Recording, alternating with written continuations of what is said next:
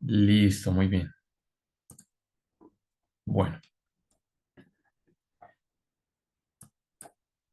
entonces agradecerles también de parte mía por la asistencia, el interés en participar de esta tertulia. La idea es entonces ver como algunos de esos cambios principales precisamente y luego hacer algunos comentarios y discutirlos eh, pues conjuntamente.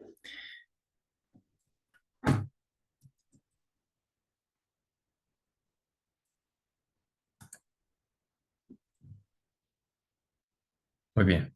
Entonces, la agenda, de forma resumida, primero les comentaré también un poco acerca de Talenting, que es una empresa del profesor Juan Carlos Vélez y yo, que justamente se ha orientado al tema de la educación y gracias a la cual también hemos podido preparar esta información. Vamos, además del hecho de que como profesional que se dedica al área de puentes, y que obviamente pues me interesa estar actualizado respecto a esta área. También hemos realizado cursos y hay justamente uno asociado a esta novedad. Entonces, gracias a ese conocimiento que hemos ido adquiriendo, está la posibilidad pues digamos, compartirlo en estos espacios. Luego, las normatividades en Latinoamérica. Nayib mencionó algo que es muy cierto. En la mayoría de los países compartimos la misma base normativa. Vamos a hablar entonces de la norma AASHTO, la versión 2024 y los cambios relevantes para concreto y para acero estructural. Finalmente, entonces, las discusiones, las preguntas que puedan surgir.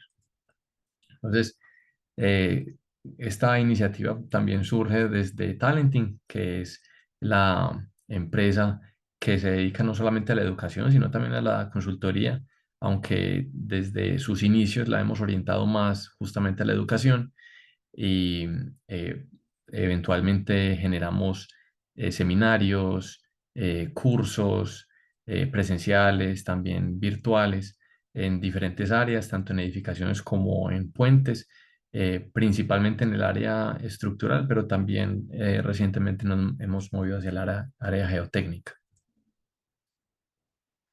Entonces, las normatividades en Latinoamérica en relación con el área de puentes.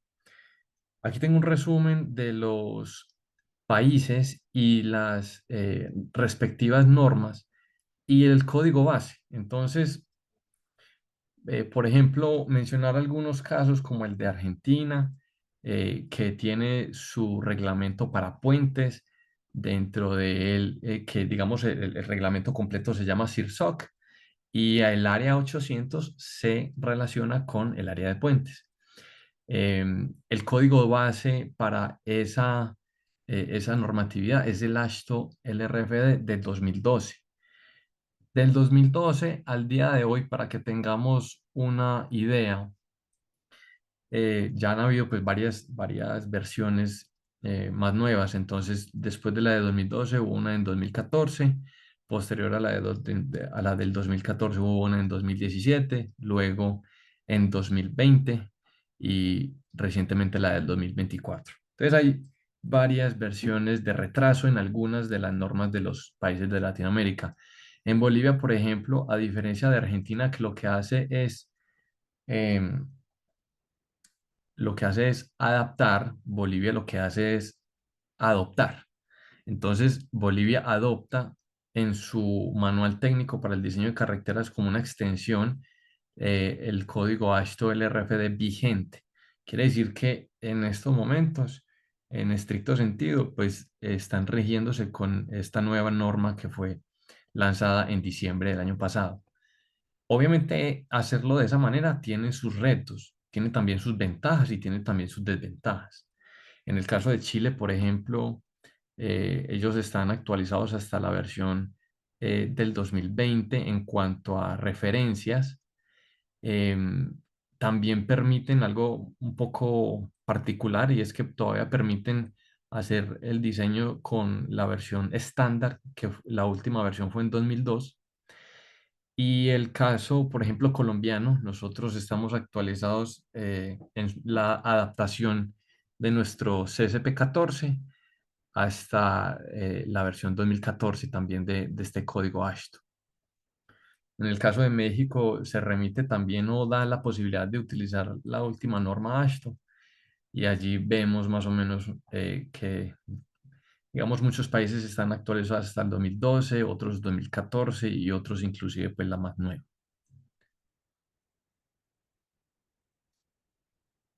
Bueno, para no extendernos mucho, pero sí me parece importante mencionar un poquito la historia.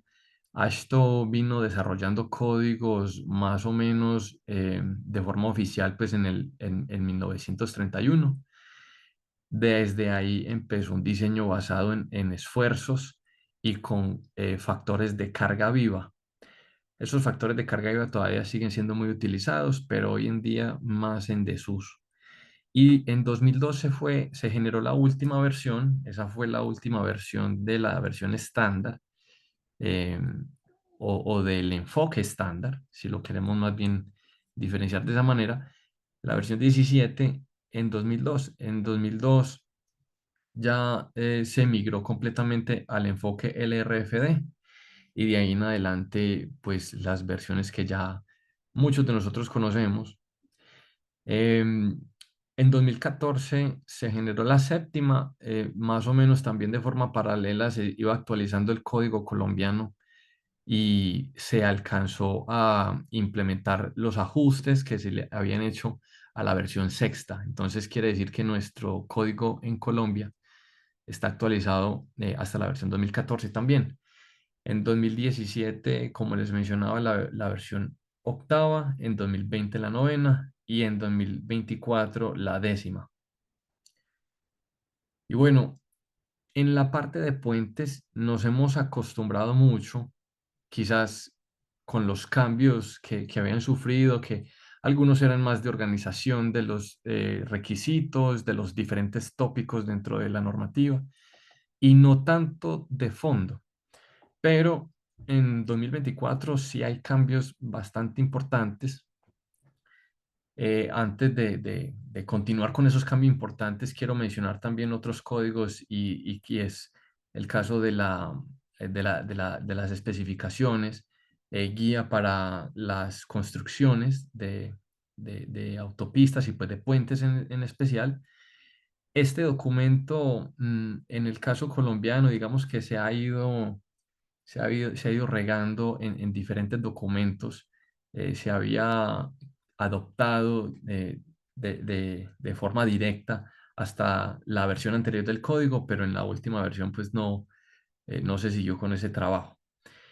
Pero es muy importante porque algunos de los requisitos de diseño se complementan con esos requisitos de construcción y también esos requisitos de construcción actúan como guía cuando hay cosas que en la construcción de este tipo de estructuras, eh, digamos que se salen de lo normal y es muy bueno utilizarlo pues para saber efectivamente qué hacer. Y en el caso de la evaluación de puentes, que la última versión, la tercera versión del el manual de evaluación de puentes, eh, fue lanzado en 2018 y este manual eh, es el que se hablaría de una forma coherente con los requisitos precisamente de todos los países cuya base normativa es AASHTO LRFD. El 65% de los cambios normativos se enfocaron en las secciones 5 y 6, que son precisamente las de concreto y acero estructural, siendo un poquitico más en el caso del concreto, un 35% de ese total. Y allí vemos los artículos modificados en número, digamos el peso de las modificaciones en número. Obviamente, pues es muy difícil cuantificar el peso en otros aspectos, pero vamos a ir juzgando. Ustedes también me podrán ir diciendo qué tanto les parece que afecta, qué tanto les parece que no afecta. Entonces vamos a ver primero algunos cambios relevantes para concreto reforzado y preesforzado. Eh, de hecho, en esta primer parte es en donde más me voy a demorar. Em, yo creo que en la mayoría de los países latinoamericanos, eh, y yo diría también que en general, pero especialmente en los latinoamericanos, aquellos puentes pequeños son usualmente generados con concreto. Con puentes pequeños me refiero a puentes que vayan por los lados de, digamos, de 10 a 20 metros, luego de ahí que empiece a haber una transición a concreto preesforzado, que ya podría estar por los lados de 35 metros para los casos de puentes de viga y losa, inclusive hasta posiblemente 40 metros. Y ya de ahí en adelante, pues otras tipologías, pero definitivamente el concreto reforzado es nuestro aliado principal, y aún en casos de otras tipologías de estructuras, las fundaciones casi siempre son en este tipo de materiales. Entonces hay cambios importantes y aquí resumo algunos de los más relevantes. No quiere decir que no hayan otros relevantes. Los que he seleccionado tienen mucho que ver con lo que hacemos en el día a día y que fue modificado o que fue de alguna manera tocado. Entonces vamos a hablar un poquito acerca de flexiones y contraflechas, que ahí sufrieron cambios las disposiciones. También hubo un pequeño incremento en los esfuerzos admisibles en compresión. También hubo una aclaración en los esfuerzos de tracción, los esfuerzos admisibles de tracción en el concreto. Em, También la reología del concreto en el caso de los puentes segmentales, hubo una modificación que nos orienta a qué formulaciones utilizar. También el uso del acero de alta resistencia. También allí les hablaré un poco, que no lo tengo en las diapositivas, acerca de nuevas tecnologías, porque este ítem nos da un muy buen pie para hablar de eso. Y no lo voy a detallar, pero sí quiero mencionar que hay algunos cambios de detallado del refuerzo. Estos cambios del detallado del refuerzo principalmente orientados a aclarar la manera en la que se debe actuar en ciertos casos. Bueno. Comencemos entonces por el caso de las deflexiones y las contraflechas. Em, Primero, de forma conceptual y tal vez filosófica, pues estas deflexiones y contraflechas, ¿para qué se requieren? Pues para poder lograr esos perfiles del puente como se desea según el diseño vial. Esa es nuestra guía, ¿cierto? Lograr esa geometría que nos determina el diseño vial. Y el perfil, cuando hablamos del perfil nos referimos principalmente pues a las posiciones verticales de los elementos. Esos elementos estructurales entonces son construidos de manera tal que al mismo tiempo considere según sus deflexiones eh, pues el nivel de deformaciones que necesitan para que al final pues en el momento de la operación eh, ese perfil se mantenga según el diseño vial. También en muchos casos pues evita el emposamiento de aguas, aunque no sea pues este el principal propósito. De todas maneras, claramente todo puente debe contar con un muy buen sistema de drenaje. Y finalmente, evitar la percepción de inseguridad al utilizar del puente. A mí me parece que de los tres aspectos que vemos aquí, el más importante es el último. Y en el lado derecho vemos un caso, digamos, del uso digamos, em, ajuste de la contraflecha a base, pues, mejor dicho, a un ajuste en frío, ¿sí? Porque también es posible hacer ajustes en caliente o ajustes ya como tal de construcción, de fabricación. Em, pero si nosotros tomamos como referencia un caso como esto es un puente, literalmente cumple con todos los requisitos conceptuales para hacer un puente y no sé, me da la impresión de que de pronto aquí este valiente pues está dándole la prueba de carga, no sé, pero las gallinas que van detrás no se sienten todavía de pronto muy convencidas. Ahí vemos una deflexión importante y esa deflexión pues no fue tenida en cuenta en la construcción de este puente. Tenemos que evitar eso al final, inclusive aún con un buen desempeño a nivel de resistencia, a nivel de los demás aspectos como por ejemplo estabilidad, eh, la sensación de inseguridad, que ha sido un problema también en muchos casos, especialmente pues digamos, yo conozco de primera mano varios en Colombia, no por nada en particular, pero obviamente pues eh, llegan primero pues a nuestros oídos las noticias más cercanas y uno de estos aspectos es el tema pues de las vibraciones excesivas, de las deflexiones, este tema.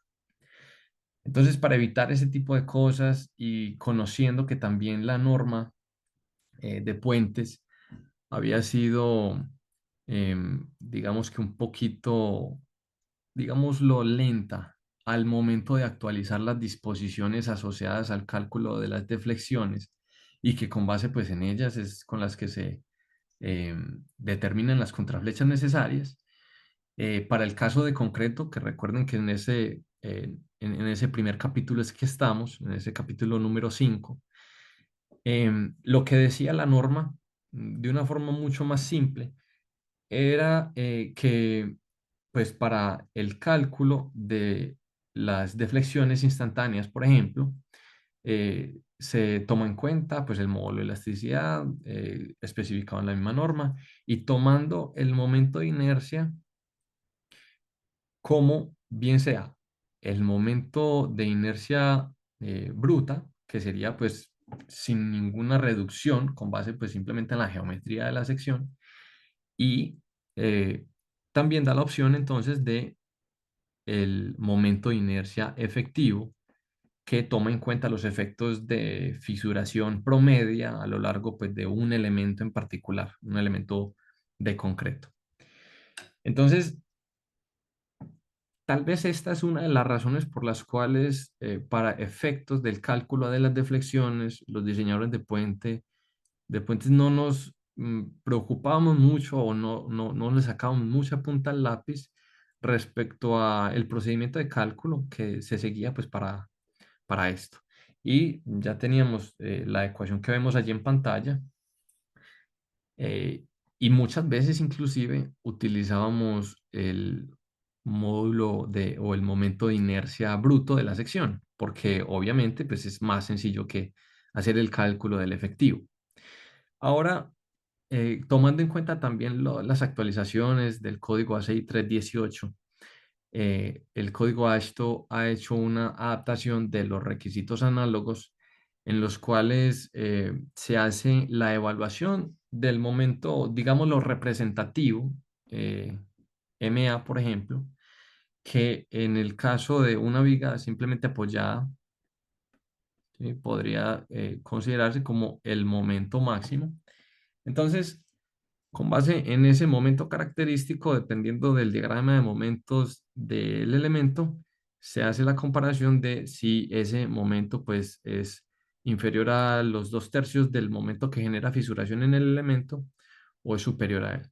Y con base pues en eso ya se toma la decisión de una forma más objetiva y no subjetiva de utilizar el momento de inercia bruto o el momento de inercia efectivo.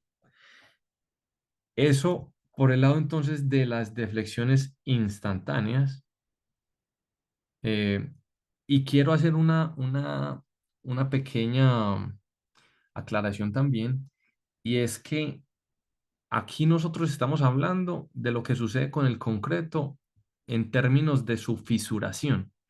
Otro tema diferente y que obviamente también es importante tener en cuenta es el efecto de la reología.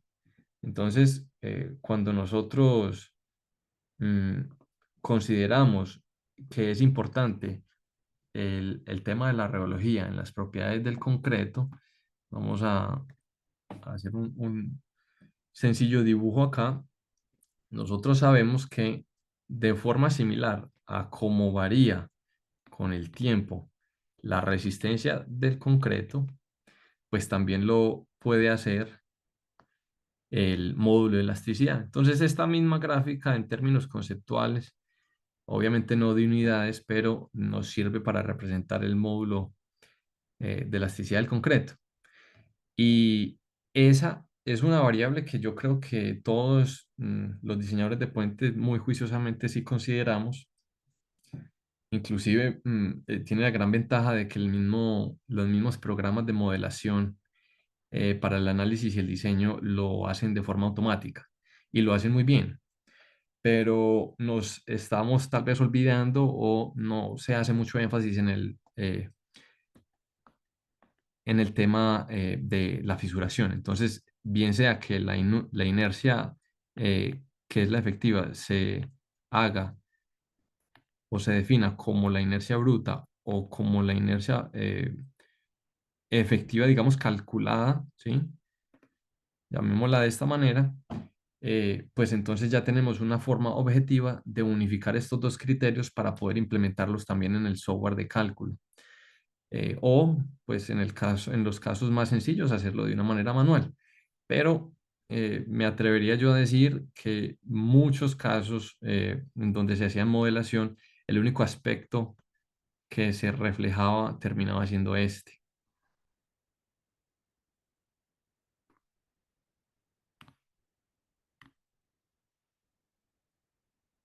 Bueno, luego pasemos a otro aspecto y es el de los mayores esfuerzos admisibles temporales de compresión en casos explícitos. Casos como los que vemos aquí en pantalla para el izaje de elementos de concreto preesforzados, bien sea pretensado o postensado, en donde se generan esfuerzos, digamos, anormales. Con anormales me refiero pues a que no son considerados usualmente en el diseño o que no son las condiciones para las cuales se piensa que trabaje en operación. eh, Son productos, digamos, de maniobras, por ejemplo, como de ese izaje precisamente, de un giro, de un golpeo, por ejemplo. Eh, Ese tipo de situaciones producen esfuerzos en planos horizontales o más bien flexiones en planos horizontales, además de los planos verticales que muy bien usualmente consideramos. Entonces, en un caso como estos, en donde eh, se genera ese giro, este ángulo teta que vemos aquí resaltado, cuando se produce ese giro, independiente de que exista o no un impacto, porque eso ya será otro tema, pero si se genera ese giro, pues la componente del peso ya no es completamente paralela a el eje principal del elemento. Entonces ya tenemos una componente horizontal y esa componente horizontal, o más bien, digamos, transversal a la sección principal del elemento, tiene que generar otros esfuerzos que a veces hacen que se incrementen con base pues en el análisis de esfuerzos de la sección, los esfuerzos justamente en las esquinas. En este caso, por ejemplo, esta esquina y esta esquina. Entonces, a diferencia de los casos convencionales considerados en diseño, en donde esta sección es diseñada justamente pues para que toda la línea superior esté sometida a unos esfuerzos de compresión para las cargas externas y unos esfuerzos de tracción para las cargas inferiores, pues aquí ya no va a ser uniforme en toda esa fibra superior y en toda esa fibra inferior. En ese tipo de situaciones, lo que nos dice ahora la norma es, eh, Si bien se tiene un esfuerzo admisible de punto 65 F'C, en este caso, pues el correspondiente al momento de, de construcción que esté evaluándose, es decir, el 65% de esa resistencia en ese momento, cuando se estén considerando esos efectos, bien sea o de izaje, o de viento, o de transporte, que generen esos eh, planos horizontales de flexión, se permite incrementar el esfuerzo admisible al 70%. Entonces tenemos ese leve incremento, pero que también es muy útil y no solamente, digamos que la utilidad sea simplemente el permitir más esfuerzo, sino también hacernos conscientes a través de la redacción normativa de que existen esas condiciones que también debemos considerar y que a veces se pasan por alto. De hecho, en esta misma referencia que les estoy resaltando aquí abajo, se mencionan algunas condiciones típicas en donde, digamos, a falta de algún criterio de parte del diseñador, se indique un ángulo de posible, digamos, ladeo o giro accidental durante el izaje de este tipo de vigas. Pasando al tema de los esfuerzos de tracción, en el caso de los esfuerzos de tracción, no es que hubiese habido una modificación de los esfuerzos admisibles, sino una aclaración. Y esta aclaración a mí me parece muy pertinente en la tabla 59231B1, que es en donde se explican los esfuerzos admisibles en tracción, que son temporales, es decir, antes de que se produzcan pérdidas y antes de que se genere pues, el momento de operación del puente. em, en los casos de diferentes a los puentes segmentales, sería esta exclusión que vemos aquí en la primera columna, la primer versión, o más bien la versión anterior de la norma, es decir, desde inclusive la novena, y que sigue siendo similar al caso, por ejemplo, de la 2014, eh, tenía dos indicaciones para los esfuerzos de, para los esfuerzos admisibles de tracción en zonas, digamos que estaban precomprimidas o que no estaban precomprimidas en tracción, es decir, la zona que nosotros pretendemos, a la que le pretendemos invertir el comportamiento justamente con el concreto preesforzado o con el preesfuerzo que le aplicamos a ellos. Entonces, la primera era una redacción que a veces podía ser confusa y era en esa zona precomprimida de tracción y que no tuviera eh, acero de refuerzo adherido, no se permitía ninguna tracción. Es decir, que toda esa zona precomprimida de tracción y que no tuviese acero de refuerzo adherido, eh, pues básicamente tenía que funcionar siempre en compresión durante ese periodo. Y pues obviamente en las etapas posteriores, uno era en donde más controlaba esos esfuerzos.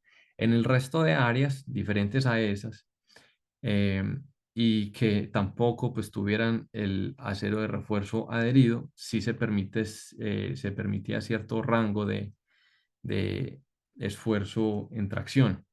¿Qué dice entonces la nueva norma?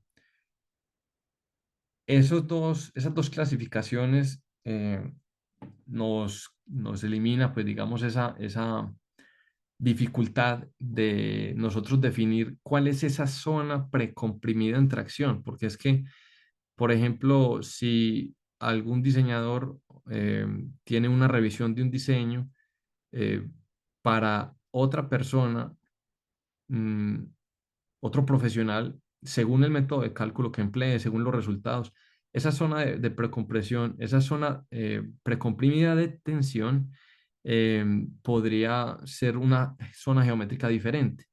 Entonces, y no solamente en esos casos, sino en otros también puede ser difícil definir esa zona. Entonces, simplemente lo que tomó como decisión la norma fue combinarlo y dejar las demás, digamos, definiciones o condiciones como estaba y simplemente decir que para las demás áreas se permite el mismo rango de esfuerzos en tracción que el que veíamos allí, pues que no era estrictamente cero, es decir, que no podía existir sino compresión. Entonces se admite cierto nivel de, em, cierto nivel de tracción allí. Otro caso también relevante y hay países de Latinoamérica en donde los puentes segmentales, por ejemplo, tipo voladizos sucesivos, no solamente son necesarios, sino también han sido muy apetecidos en cuanto a diseño y construcción. eh, pues entonces van a verse afectados por esto serían beneficiados, preferiría más bien, digamos, esa categorización. La reología sufre, digamos, una clasificación acerca de las formulaciones que se pueden utilizar. Entonces, en el artículo 54231, que es en donde se habla acerca de las metodologías de estimación de los efectos reológicos, para el caso específico de los puentes segmentales de concreto, se dice que son admisibles los métodos del FIB 2010, el CB 1990. Estas dos son la misma entidad pero diferente versión. Digamos, el mismo código modelo pero diferente versión. El código o la guía de la ACI 209-2R y el modelo B4 de la Asociación Americana de Ingenieros Civiles, em, que es específicamente un modelo generado para puentes segmentales. La norma dice de manera explícita en este nuevo artículo, no en un nuevo artículo, sino en el nuevo reformado o nuevo texto que le da, de que los cálculos, inclusive con base en la norma del modelo código em, del FIB, mm, pues son preferibles desde el punto de vista de la asociación o el Instituto Americano de los Puentes Segmentales, que es el ASBI. Entonces, ahí tenemos también una indicación de cuál sería la preferencia y esto, pues, en otras palabras, lo que quiere decir es que los métodos incluidos o las formulaciones incluidas en el cuerpo normativo, como habían estado en el AASHTO hasta el día de hoy, ya no son válidos para los puentes segmentales. Esto no quiere decir pues que sea un problema, esto obedece pues simplemente a un avance científico en el que se reconoce la mejor estimación de esos efectos reológicos con el uso de esas formulaciones. Pero también quiero mencionar ya por experiencia que es mucho más importante utilizar con buen criterio una formulación, independiente de cuál sea esta, que utilizar una formulación mucho más compleja, pretendiendo que sea más novedosa o más precisa. Inclusive el mismo documento del ACI lo menciona. Luego tenemos el aspecto del uso de aceros de alta resistencia. Este numeral 5433 nos va a, digamos, a pesar de que ya se estaba incluyendo los usos de aceros de alta resistencia, básicamente lo hacía para casos no sísmicos. Y esta es la novedad. La novedad es que se puede utilizar entonces con ciertas limitaciones el acero de alta resistencia porque se ha encontrado pues que cumple con los criterios de elongación para los niveles de ductilidad requeridos por cada una de las zonas sísmicas, pues definidos en la norma. Entonces, lo que ya estaba era justamente pues en la zona sísmica 1, que era básicamente pues muy baja demanda sísmica. Entonces ahí se permitía el uso de hasta 100 KSI, que sería un equivalente a 700 megapascales en los aceros de refuerzo de esos elementos de concreto en la zona sísmica 2 y 3 y en la zona sísmica 4, que es básicamente donde está la novedad, en donde ahora podemos emplear acero ASTM A706 de grado 80, que es 560 megapascales, al igual que en zona sísmica 4. Esos son aceros de refuerzo que pueden ser entonces utilizados para las zonas en donde se generan las rótulas plásticas, inclusive. Em, Algo interesante es que ya se había permitido el uso de acero de alta resistencia cromado, que tenía pues una resistencia o tiene una resistencia especial para la corrosión y en situaciones en donde ya se había em, utilizado satisfactoriamente, pues ese es un acero que inclusive supera ese valor del grado 80, precisamente los 100 KSI, si no me falla la memoria, pero como es algo que tiene que ver con el uso de materiales más nuevos, materiales con mejores características mecánicas, también quiero, digamos que mencionar que asociado a esto también hubo una complementación o un ajuste a la redacción de la norma en varios apartes, debido a que, digamos, en la práctica, el acero de preesfuerzo, mm, el diámetro de los torones de acero de preesfuerzo que viene utilizando, normalmente varía entre o 0,5 pulgadas o 0,6 pulgadas, que serían el de media pulgada y 5 octavos de pulgada respectivamente. Pero desde hace ya varios años, a pesar de que se había utilizado satisfactoriamente en varios proyectos aceros o torones de estos aceros con un diámetro de 0,7 pulgadas, hay muy pocos fabricantes todavía, pero también la norma tenía una redacción que hacía que fuera incompatible ese tipo de especificaciones. Entonces, la norma un poco se trata de adaptar para que esas nuevas tecnologías también puedan ser un poquito masificadas. Seguramente pues tomará tiempo para eso, y seguramente pues en los casos de Latinoamérica puede que aún más, pero obviamente pues el paso está dado y se espera que esto también suceda en el caso de los códigos de Latinoamérica. Ahora en el caso de acero estructural, voy a resaltar solamente de acá uno por temas de tiempo. Les menciono cuatro de los más importantes, pero solamente voy a enfocarme en uno. Entonces, hubo unos cambios generales, cambios, por ejemplo, en temas de requisitos de fatiga, también temas del diseño de los conectores de cortante, también en el análisis y diseño de arrastramientos y resistencia cortante, por ejemplo, en pernos de alta resistencia. Me voy a concentrar solamente en el caso de los conectores de cortante. Estos conectores de cortante que deben ser revisados para efectos de resistencia, pero también para efectos de fatiga. Eh, Uno de los cambios fuertes fue en resistencia, pero también algunos en temas generales y otros en temas de fatiga. Y desde el punto de vista, por ejemplo, de los cambios en resistencia, se simplificó la ecuación con la que se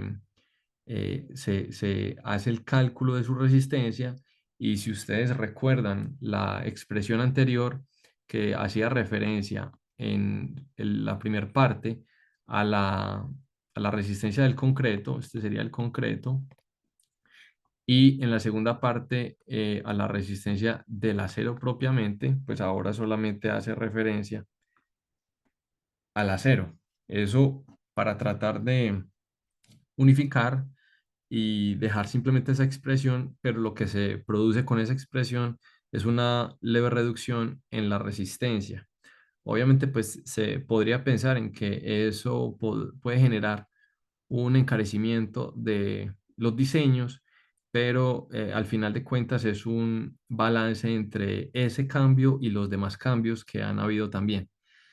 Em, También aprovechar que aquí lo menciono en la diapositiva y es que se han borrado las referencias al diseño de conectores tipo canales y eso no obedece a el hecho de que se haya evaluado de manera negativa el desempeño de ese tipo de conectores. De hecho, hay algunas situaciones en donde casi que es obligatorio digamos, por efectos de espacio.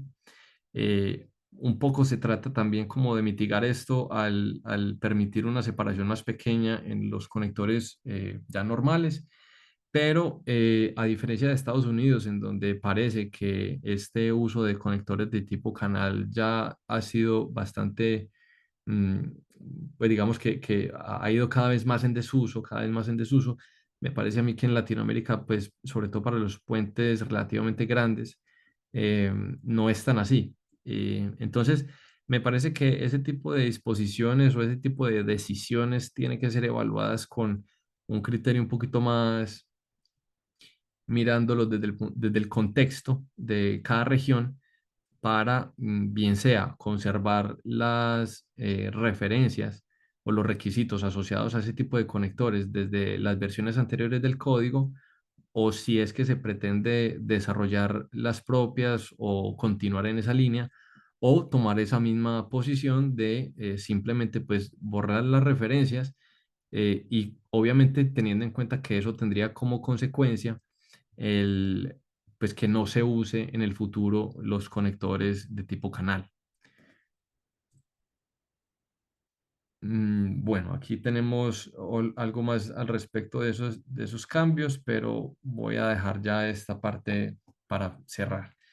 Quiero mencionar que más allá del cambio de las disposiciones específicas normativas, también surgen preguntas interesantes acerca de la conveniencia de, por ejemplo, pues simplemente hacer referencia a las nuevas versiones del código ASHTO. Y esto porque, pues, por ejemplo, veíamos ahí que en promedio los códigos que adaptaban las versiones de ASHTO pues, estaban entre 2012 y 2014. Han habido muchos cambios y en la última sí que pues, va a ser importante estudiarlos para poder entender las implicaciones. Em, hay muchos cambios y varios de ellos pues no se detallaron mucho, pero ya vemos que hay varios de estos que también implican temas económicos también, temas económicos, temas comerciales, más allá de simplemente pues la práctica de diseño estructural. En, en este link que les estoy compartiendo en pantalla, si desean obtener eh, el PDF de esta presentación, pueden seleccionar la opción de la tertulia de AIE para que les enviemos el PDF. Y también si tienen alguna inquietud, si quieren profundizar respecto a alguno de los cambios que vieron o de pronto han visto otro que también para ustedes sea relevante y de pronto lo desean discutir, también con el mayor de los gustos lo podemos hacer y nuevamente pues bienvenidos ahí para que lo diligencien esto. Entonces, no sé si existen preguntas, si quieren de pronto activar alguna discusión o algún comentario respecto a todo esto que vimos.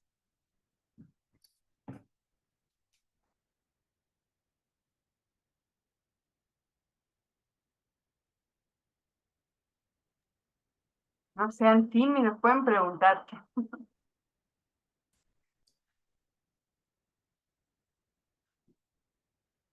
Sí, adelante.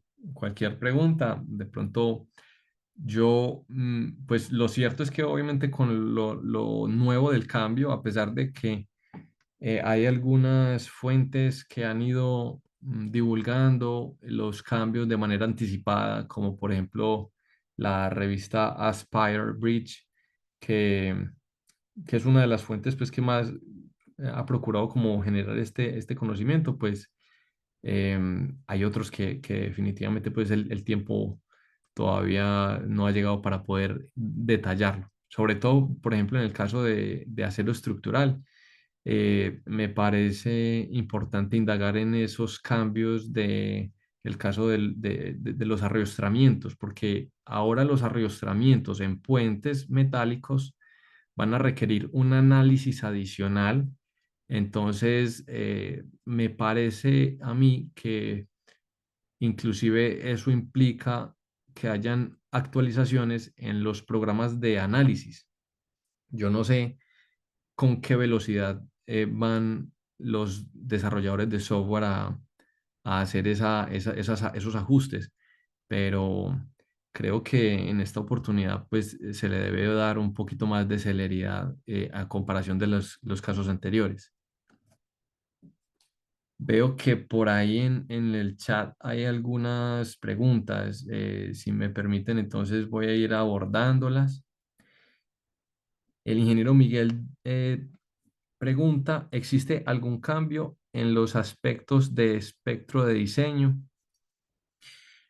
Bueno, en cuanto a la manera en la que se aborda, digamos, la formulación del espectro de diseño, yo no he visto ningún cambio, pero obviamente esa es una de las partes que le corresponde más bien es, ya digamos, de cara, no tanto a al método de generación de los movimientos sísmicos, sino más bien es a la información con la cual se alimenta, que eso le corresponde pues a cada región. Entonces, más bien sería cada país el que tendría la tarea de hacer esos ajustes. Ahora, si la pregunta, por ejemplo, es si en Estados Unidos sucedió ese cambio, no, no lo sé. No lo sé, pues, porque lo cierto, pues, es que no tengo tampoco, pues, referencia de los anteriores, porque no es mi área de diseño, mi zona geográfica de diseño. Por el lado del ingeniero Luis Carlos, hay una pregunta, es ¿cuál sería el acero de refuerzo ideal a utilizar con los nuevos cambios en zonas sísmicas altas? Esa pregunta es bien interesante.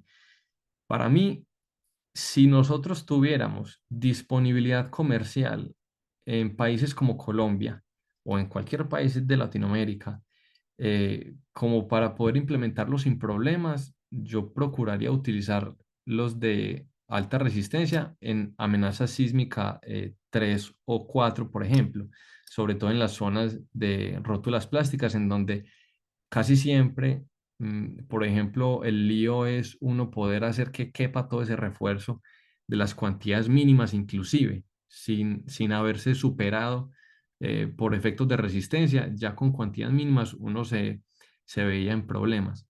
Pero como ahora yo no creo pues que haya todavía una gran oferta comercial de ese tipo de aceros, entonces pues seguramente va a tocar seguir utilizando los de grado 60 hasta que podamos, digamos en términos también logísticos, por así decirlo, mitigar ese otro cambio. Pero es algo que también al diseñador en parte le corresponde. Es decir, si en alguna zona, porque también hemos visto ya varias investigaciones asociadas al uso de aceros de alta resistencia en edificaciones, y si es viable en algún proyecto de puentes, qué bueno que se empiece a especificar, pues para que también esa demanda eh, produzca más oferta.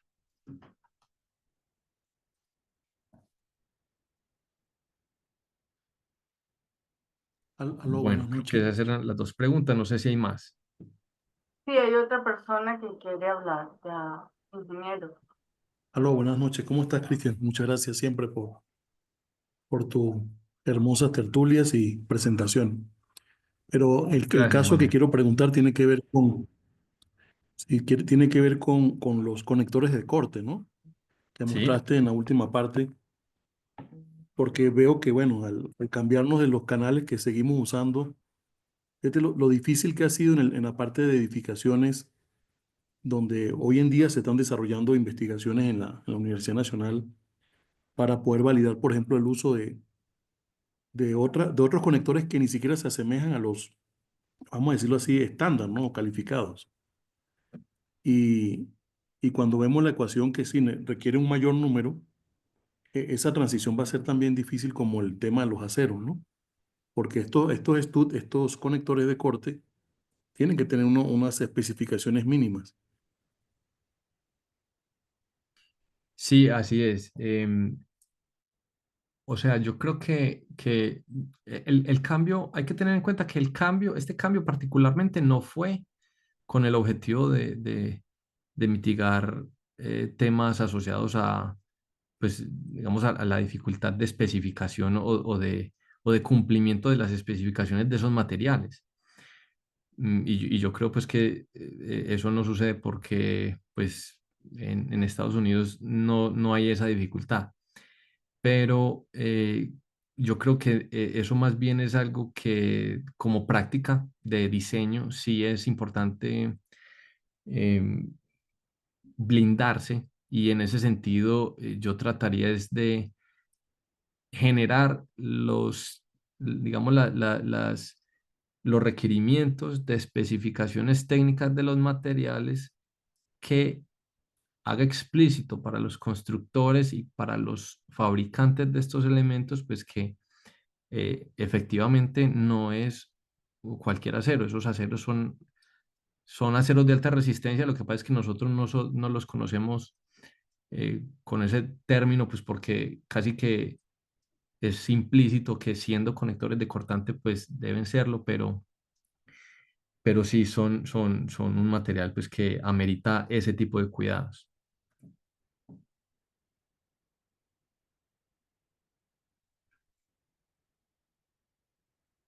Bueno, Nayibe, te voy a hacer entonces nuevamente anfitriona para Muchas mi mágica. gracias.